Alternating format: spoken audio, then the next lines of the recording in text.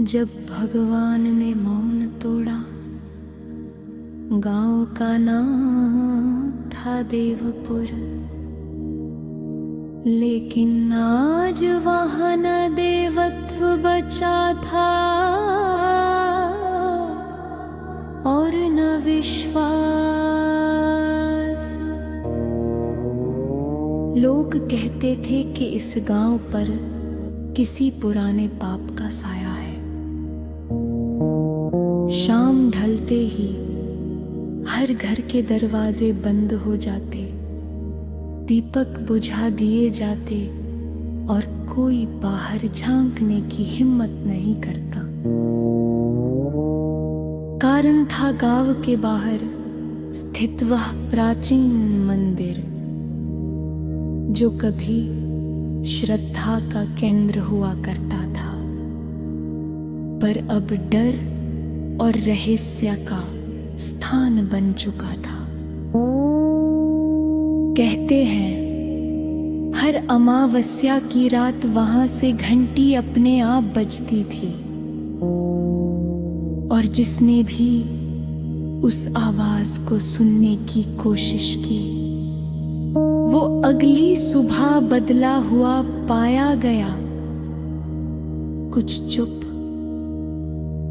कुछ पागल और कुछ कभी लौटे ही नहीं।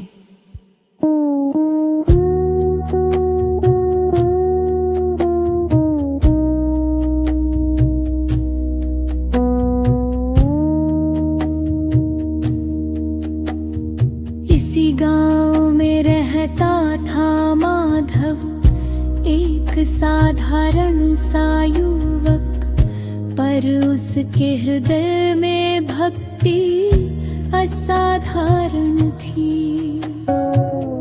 बचपन में उसने अपनी माँ को रोज उस मंदिर में दीप जलाते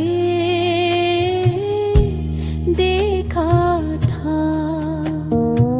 माँ कहा करती थी, भगवान दिखाई नहीं देते माधव, पर जब विश्वास डगमगाने लगे तब वही सबसे पास होते हैं। माँ के देहांत के बाद पूरा गांव मंदिर से डरने लगा, पर माधव का मन आज भी वहीं खिंचता था।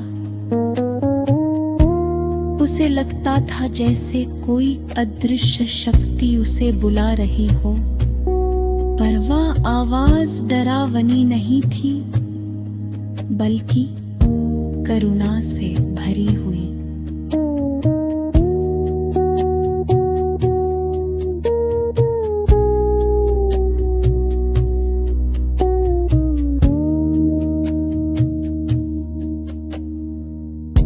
एक दिन गांव में घोषणा हुई कि मंदिर को पूरी तरह बंद कर दिया जाएगा। पुजारी ने कहा कि ये शायद शापित है।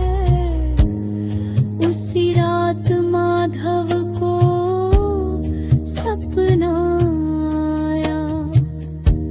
उसने देखा घना अंधकार, मंदिर की टूटी मूर्ति और उसी के पीछे से आती एक आवाज, क्या मेरी चुप्पी से तुम्हारा विश्वास भी मर गया? माधव की नींद खुल गई, पसीने से भीगा शरीर और तेज धड़कता दिल।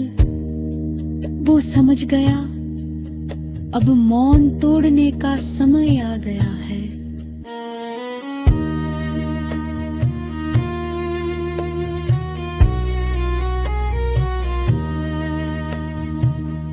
अमावस्या की वही रात थी,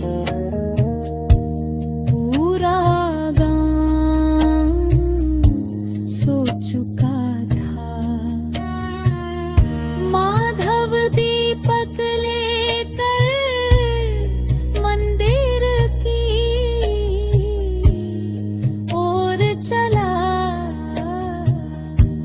रास्ता सुनसान था, हवा में अजीब सी ठंडक थी। जैसे जैसे वो मंदिर के पास पहुंचा, घंटी की आवाज गूंजने लगी। पर इस बार माधव नहीं रुका। उसने मंदिर का दरवाजा खोला। अंदर अंधकार था, पर दीपक की लौ स्थिर थी, जैसे किसी अदृश्य हाथ ने उसे थाम रखा हो। तभी उसने देखा, मूर्ति की आंखों से आंसू गिर रहे थे। माधव कांप उठा, वो घुटनों के बल बैठ गया। अगर आप हैं प्रभु, तो मौन तोड़िए। ये गांव डर के अंधेरे में जी रहा है।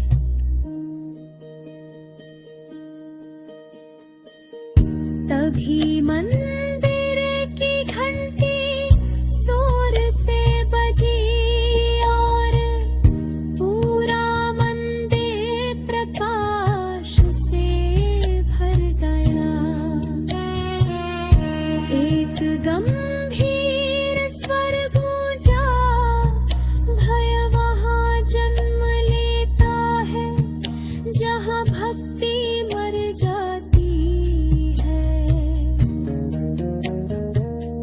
माधव की आंखों से आंसू बहने लगे।